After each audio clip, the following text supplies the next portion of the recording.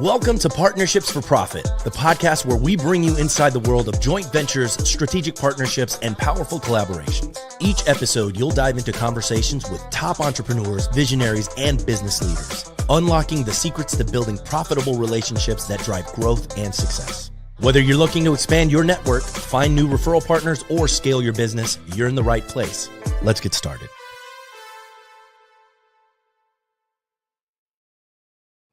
Welcome to Partnerships for Profit, presented by LeDuc Entertainment. Today we are joined by Alex Valencia, a content marketing and SEO expert and the president and co-owner of We Do Web. Alex, welcome to the show. What's up, Adrian? What's happening, man? Happy to be here. It's great to have you on the show. Can you start off by telling us a little bit about yourself and a little bit about We Do Web? For sure, man. So I'm Alex Valencia, president and co-owner of We Do Web. Started We Do Web back in about 2008. We were the pioneers in legal content marketing and content writing, more importantly. So if you have a legal website out there, there's probably a piece of content that we've written on it for you or one of your SEO vendors in the past. We've been fortunate to have written over 4 million pages of content for law firms. Now, about 5 years ago, we expanded to full service SEO, where we have some of the best search engine optimization specialists and director of SEO with us on our team now, doing full service for mostly personal injury law firms in the country, but we can help out anybody in the family, criminal, estate, any single event market, some mass tort work. But we've been fortunate to work with some of the top law firms, top legal minds in the industry. We used to speak at conferences all the time. So we've had an amazing ride here so far. And can you tell me a little bit about when people come to We Do Web and need help, what are some of the pain points and problems that they're experiencing that you're helping them solve? Usually someone will come to us as a referral or from another agency wanting to expand, wanting to grow and expand into new markets and grow their caseload. Our model allows for creating content and doing SEO directives to increase traffic, which increases leads, which eventually increases cases. So if somebody was in a small market, let's say Louisiana, and was just doing New Orleans and wanted to expand to Baton Rouge and some of the other markets, we would help them take on the whole state and grab market share there, and start generating cases organically.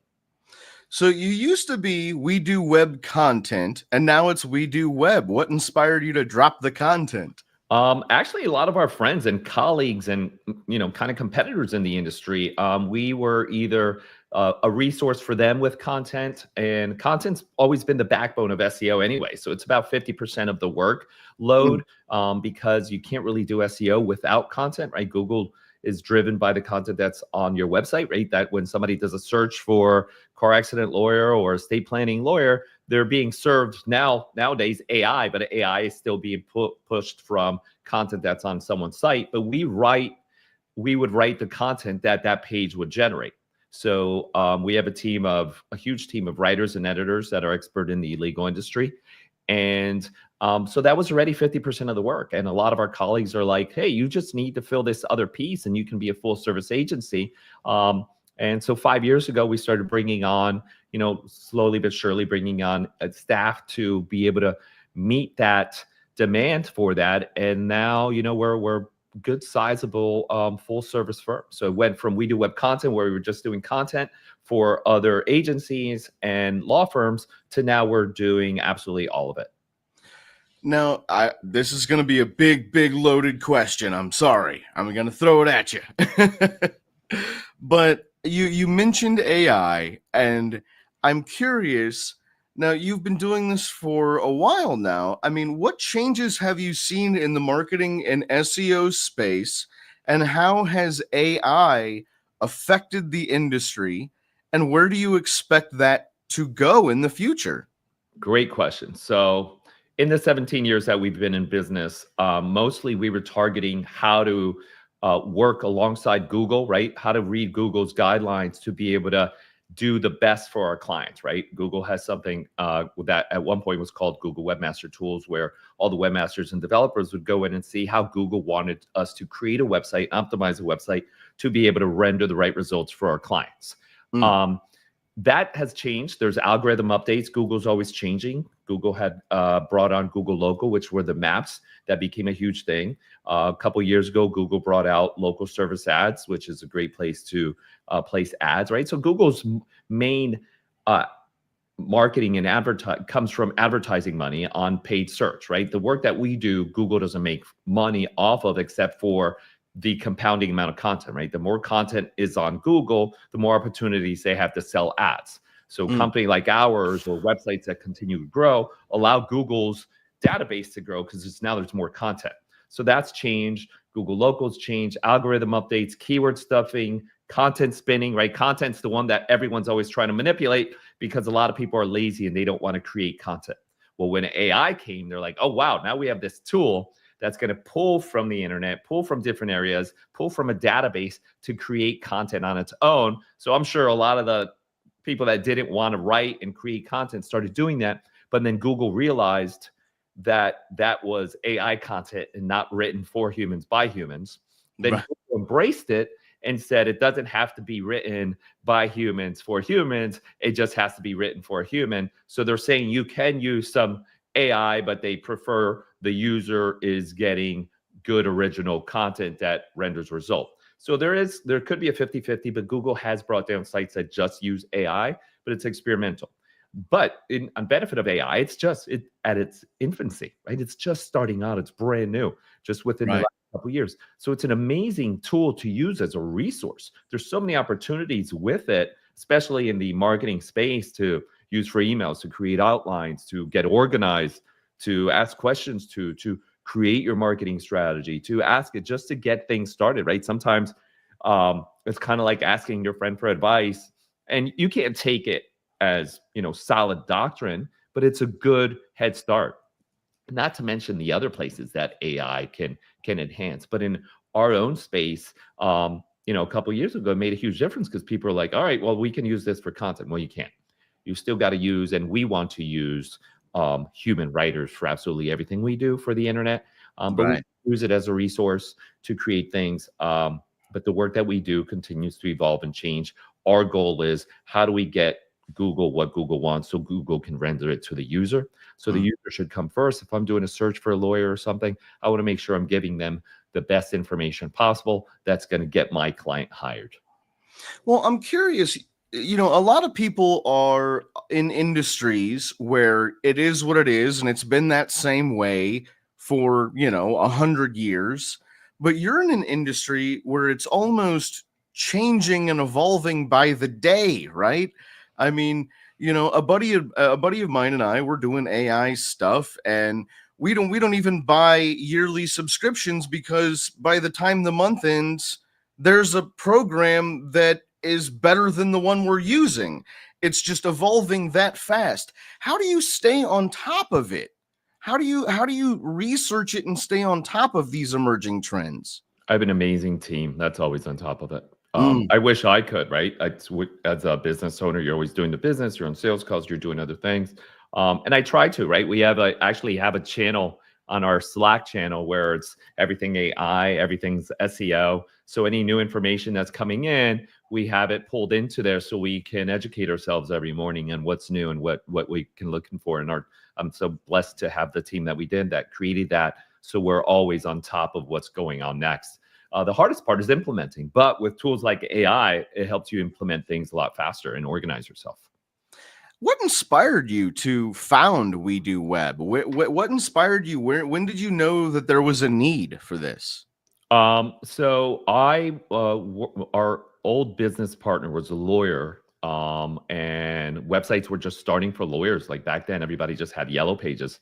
Right. So he had the first Social Security veterans website, and he hired my business partner to go in and help manage the project and start writing content and interviewing all the lawyers and interviewing clients on what kind of content should be on the website. And it became the leading website for Social Security veterans disability in the country. One of the first websites outside of some other bigger law firms to get 30,000 visits a month.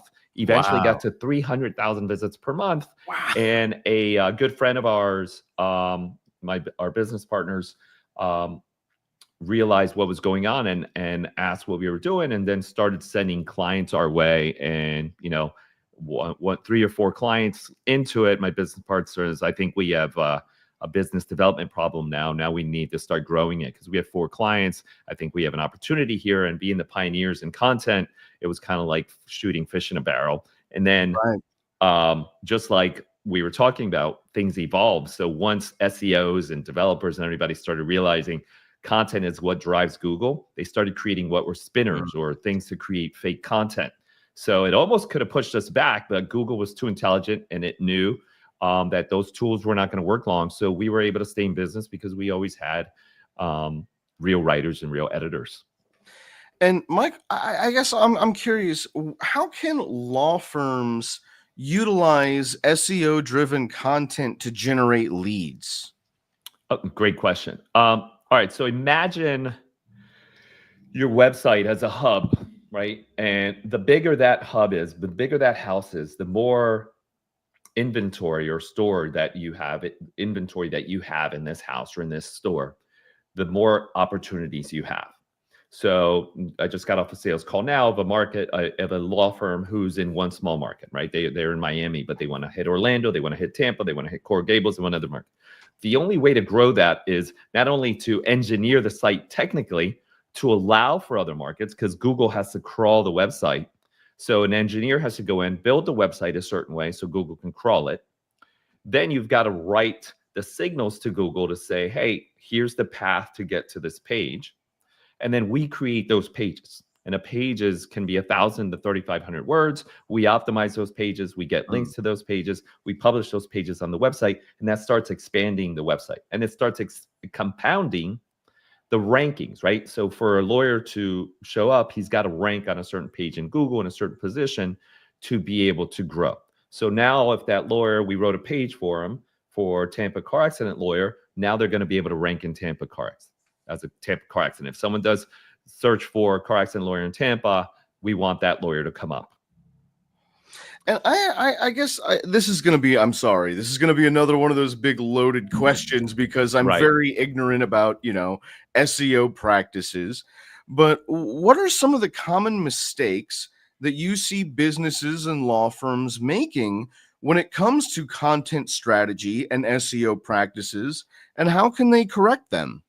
They typically don't have a content strategy, or they are just blogging, right? The last call I had, and to the current agency that's working it, maybe they didn't have the right budget. But the worst thing I think somebody can do is write content for a website without purpose, right? If you don't have a strategy, you're not following anything. You're just doing what people want. And for years, the fallacy of blogging that's going to drive traffic is incorrect. You need to write pages that are communicating to not only Google, but communicating to the user that I have this page, I have this service, I can help you. And that's going to drive people to click through it. But that's not the end of it, right? So once that's been created, you got to make sure you have a brand as well, which is all the out-of-home work a law firm needs to do for them to be able to get picked, right? I can get you on the first top 3 positions, or I can get you into the map section. But if they don't recognize your name from radio, TV, ads, billboards, or mailers, or anything that you're doing out of home, networking events or anything, they're not going to recognize their name, and they're going to go with somebody else. And I mean, again, this is following up on my ignorance of SEO strategy, but what are some of the things that, that businesses can do to sort of optimize their SEO? Are there any strategies that just, day one, like you go in and this would be the first things first? So the first thing we do when we take on a site or look at a site, even just as a prospect, is we do what's called a cursory audit. And we audit the website for technical, for content, for links, and for Google Local. And that helps us build a strategy and make recommendations to this person. So if someone hires us, or when someone hires us, we want them to allow us to take over their website, right? Someone already built a website for them. And if it's built on a platform we cannot use, then we have to develop a brand new site for them. So if we developed a brand new site, now we can engineer it exactly how we want it, because we've already built the content and SEO strategy to follow that, right? So here's the plan. Here's what we need to do to engineer that plan. And then now let's create the content for the plan. and then get links for the plan. And that would be a full SEO strategy. And within those links, there's a lot of PR, there's a lot of advertising, and then there's the paid section of it, right? If what I'm talking about is purely organic, and the question was on SEO, but then the other things you could do to help grow a law firm is paid search or LSAs. When a business or a law firm, when a business or a law firm comes to you and says, we need your help, is it sort of a one size fits all approach, or is your strategy very custom tailored to the individual client or business? It's tailored to the client or business. Usually the practice areas are similar, but the wants are different, right? The market areas are different. So we're still doing all the same things. All the foundational movements are the same, right? Just like bodybuilding. If you want to build a certain body, there's, you have your upper body, your lower body, you have squats, chest, back, right? The foundational movements. But then everybody's body type is different. So how do you get the striations? How do you build the smaller muscles? How do you do everything? The same thing with SEO, right? The foundation of the work is the same, but the intricate work to get those markets or those specific practice areas come after the foundation has been built. And a lot of clients don't have that foundation in the beginning. So the foundation has to be built, then you can get uber specific with it. And can you tell me a little bit about what does that discovery phase look like when a business comes to you? Because you have to, there's got to be a period of time when We Do Web is looking at a business and learning about what it is that they want. What does that discovery period look like? When they're looking at us or when we're looking at them? You know what? I was going to say my initial question was when you were looking at them, but the fact that you brought it back the other way, I want to know both now. Okay. So when we're looking at them, like I said, it's a cursory audit. And here's a great one for AI. When I'm researching a client, I'll go on LinkedIn. I'll put the information in AI and say, tell me more about this firm and give me a synopsis of who they are, where they are. And then we have also a discovery conversation with them. Like, what are you looking for? How many cases are you getting? What are the issues you're seeing in your problem? What's your intake? Intake is a huge thing, right? I want to know if I get you and when I get you new clients, are you going to be able to serve them and are you going to be able to close them, right? That's important because otherwise that looks bad on me. Right. So that's important. So that's our discovery is going through their website, looking at their competitors, looking how they currently rank, looking at any history on what they've done in the past organically for SEO. And if they haven't, then it's a different conversation, maybe educating them differently. When someone's searching for us, we usually give them a name of all of our past clients or referral partners. There's a lot of information on LinkedIn, on my Instagram, probably on AI, so they can research us that way. But usually most of our business comes from referral business. Well, and this is something I'm curious about. So because SEO practices and AI are especially with the emergence of AI, through these SEO practices, how do you ensure that you keep a unique brand voice? I guess if that makes sense, like how do you ensure that a brand stays on brand and has a unique voice while still ensuring the best SEO practices? Because there's got to be a SEO practices. It would seem to me that if you're using best SEO, that it would kind of bottleneck down to the same things. How do you ensure that everybody stays unique? So that's up to the firm, right? So when it comes to SEO, you're right. It's that foundation, right? All the mentions of the firm are within the content and the SEO work that we do. But it's up to the firm to stay relevant on social media, to be running ads, to be doing any out of home work, right? Like any networking, any business, right? If you're in a local community, 2025 is about being back in the community, right? People are done being home, right? COVID ruined that for everybody, but now people are exhausted of being in their house. So people are out networking events. The more often a law firm can go out there and do something and get into the baseball games, the little league games, to the cookouts or anything out there where they're part of the community, that's brand of loyalty, right? That's not paid brand. That's not hardcore paid branding to be on television or anything. And all that helps. But you got to get into the community to be able to take over a local market. And that's the branding that the law firm has to do internally with their marketing team, right? Our goal is to digitally get you on brand and in ranking with certain words and pages and things that we create. But the law firm is, how do I create a brand for my community? What do I got to do? What do I got to do to give back? Like, and then we help with that, right? So if the law firm did a networking event for back to school and gave away 3,000 backpacks, we'll do a press release, right? That's good SEO, but there's also branding for them because local newspapers are going to pick that up, and then people are going to read it, and it's going to be on their social media. So that's that they too have to continue with the growth of marketing, just like we do, And just like any business. I'm curious. I'd love to dive a little bit deeper into COVID's impact on the marketing and SEO space. Can you tell me a little bit about what changes you saw as a result of COVID, like before and pre and post, and what changed there? I'll give you two perspectives. Oh, perfect. One of them from our client's perspective. I had clients that said, we're pulling back. And then I had really amazing advertising marketing mind clients that said, well, the others pull back, I'm going to pull in. So a lot of people pulled out of radio, TV, and other markets, and it opened up opportunities for some of those larger firms that had bigger budgets to steal that away, and they took it away, right? So they saw opportunity. They were that outlier. The other one was for like a business like ours, where a lot of our business came from going to conferences where everybody leaves to go to a conference and educate and teach and network. That was pulled away for a really long time. So it brought business down, right? So what kept us up was those really big clients that said, all right, this is our time to grow, right? While everybody's home, this is our time to get after it. And then I'll throw a third one in there, which, one of my new hires was telling me, during COVID, everybody was happy to work remote.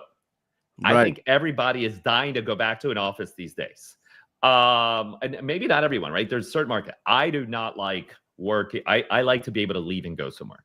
I like staff. I like water cooler, but all my staff is remote. But a couple have shown interest where like, man, I wish we were all back in Florida where we can all work together. But everybody after COVID kind of moved to other areas. A lot of people from New York moved here, or moved to Texas or somewhere where they could be outside, because imagine being in an apartment and not being able to leave, especially with strict laws like they had.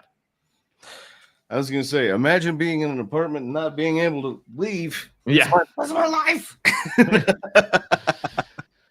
But yeah, we've talked a little bit about your practice. We've talked a little bit about what it is that you do. I'd like to talk a little bit about you. You're a pretty passionate educator in this field. Can you tell me a little bit about the webinars that you host? Yeah, so it's been a little while. I've been lazy with it, but alongside one of my colleagues for a long time, we were educating other law firms on how to build their content and SEO strategies. And it did help a lot for business, but the fun part was really educating, right? I think you learn by teaching, and any opportunity I get to speak about what we do and educate someone, I learn, right? I learn what questions they have, what learns I can come back to and educate myself with. So that's always been a passion. Yeah, I think on that, it's been great. Then we had a podcast for a long time. The webinar turned podcast, right? Webinars were huge at some point. Everybody was on, and then it's podcast, and now lives. Like I was invited to a live on Instagram the other day, which I don't do much of, but that was interesting, right? Because it's usually was more strategic. Like, let me invite 150 people to this webinar and have them come at a specific time. But now live, you could just go out there and just talk and hope people show up. It's interesting. And I mean, I'm curious, are there, talking about SEO strategies, are there any sort of underrated strategies or methods or anything that, people could implement or business owners could implement that is a very simple thing that they should be doing that they're not doing? I think at this point, mostly everybody's already doing it, but Google Local, the 3-pack, is if you have a local business, and this isn't just law firms, any local business, you want to make sure you're optimizing and always expanding your maps location and office location. Getting reviews is super important, right? A lot of people are going there for everything. And if you have the ability to it and you'd like to write, create content about your services, right? And be specific to the location, the market, and the service. Conjunctions in the language that you're writing are very important to Google and to the users. So just doing little things like that help. And like I said, we've talked a little bit about We Do Web and what it is that you do. I'd still like to, learn a little bit more about you. What inspired you to get into this space? I kind of fell into it, really. Like I Really? said, our old business partner had a need. I was a pretty big executive in the banking industry in my early 20s. Really? And when the market crashed, the mortgage market crashed, I was kind of left at home without any work. And then, my business partner started We Do Web on her own, and then started expanding it. And that's when I came in and started doing business development and grew it. But other things I'm passionate about, reading, been into martial arts my whole life. Really? I wake up every morning. I'm pretty disciplined when it comes to my morning routine and my daily routine, kind of regimented. I like everything a certain way at a certain time. Every single day, it's kind of the same exact thing. When I fall out of it, I'm like, like I'm falling off the rails. But yeah, I wake up every morning, meditate, do an hour and a half walk, just to kind of be thankful and grateful for having a body, having limbs, and being able to get out there and be healthy. And then I come back, eat, read a little bit more, do some work, and then hit the gym. For a little while, we was doing Muay Thai with my son. Grew up doing jujitsu. Just try to do things to always move my body. What is you just curious? I mean, what is the importance of that sort of regimented routine? I mean, Uh, why is that so important to you? for me, it's health is important, right? I have very sickly parents, so just seeing Mm. them, right? I turned 50 this year, so my dad at 50 already had 4 heart attacks. Oh wow. Yeah, so for me, it's always been important to look a certain way and feel a certain way. Um, so that's always been just kind of a drive. Nutrition's become even more important, right? Well, I think that's the biggest out of it all. It's either, you're fortunate, you have a body that's you've been blessed with, you got to use it, you got to maintain it, it's your temple. And then what you're putting into it is also important. Trust me, I like to indulge too, right? I posted a video the other day about chocolate covered strawberries that I sat down and binged on. And I'll drink alcohol here and then, which is poison. I'm working on that one. But it's important. I'm just motivated by that feeling of feeling healthy and having the data that what I'm doing is being done correctly. I was gonna say, hearing you speak now, I feel guilty. I'm like, I need to go to the gym, man. I need it. Like yesterday, I had a busy day, and then I had a celebration of life, which again, you never knew. You just never know, right? Tomorrow was not promised. Right. So it's a daily reminder of an old friend that we grew up with, and seeing old friends last night was great. But I got in my morning walk. I did an hour and a half in the morning, so that was important. But I didn't get to do weights, and that's bothersome. So I got to make sure I make time for it today, because yesterday was a packed day. See, now, even hearing you now, I'm even more after that response. Now I'm even more motivated to go to the There's gym. time in the day. There's time, right? It just depends on your wants, right? Everybody wants something, and that's just one of my wants. Can you share with us? I mean, when you think back, you said 17 years. Is that correct that you've been doing this? Yeah. When you think back over those 17 years, can you share with us? I mean, when you think back, is there a story that stands out in your mind of a business or a person, a client that you helped, that you really saw a positive transformation in as a result of your help and guidance? Uh, I'll never forget this one. This was a partner deal with another colleague of mine in the industry, really well known guy. He's got a couple books, marketing genius, my friend Jason. But he and I had this client together that we met. We were out celebrating and having a happy hour, and he was a big attorney in the market, and he was there with an old high school friend. And I walk up to him and I'm like, "Oh yeah, this is what's your name?" This and that. He's like, "Oh, this is Mark Manager." And I'm like, "Oh wow, for Manager Levine." He's like, "Yeah." I'm like, "Man, I see your commercials all the time." He's like, "Who?" I said, "Who does your SEO?" And he's like, "Well, this company." And I'm like, "All right, well, after tomorrow, I'm gonna start doing it." So it was like he was intrigued, came over. He became a client 7 years later. He's a good friend. But I remember one day he calling me into his office, and he's like, "Can we shut this down?" And I'm like, "What do you mean?" He goes, "Can you shut the SEO off? Because we can't handle the leads. We can't handle the amount of cases that we're getting." And it was by far one of the coolest messages ever. It's like, no, this is organic SEO. It's not like paid search. We can't just shut it down. Like, you're going to have to figure it out. And now he's got one of the bigger law firms in the state, and expanding other places. And he's still, thank God, a good personal friend of mine. But he's still kicking butt. But again, he's one of those outliers who's a marketing advertising machine. But the funny thing was, can you shut this off, right? That's amazing. Can you turn this off because it's coming on too hard and fast? And can you share with us, if anybody out there is looking to get into the marketing and SEO space, what is one piece of advice that you give someone looking to get into that industry? I'd say go learn AI. I'd say for sure go learn AI. I think marketing is tough. It's really saturated. It's a tough market. Maybe go and figure out what you can do in the social media space. I think there's still a high demand for that. There's an opportunity there. I don't think a lot of people are doing it right unless you're an influencer. And even still, just figure out the strategies, how you can use AI for it, how you can market people on social media and grow a platform and teach other people to grow their own platforms. I think there's still a lot of opportunity there.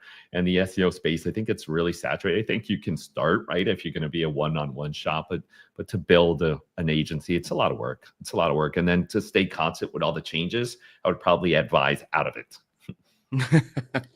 Well, Alex, this has been an awesome, super informative conversation.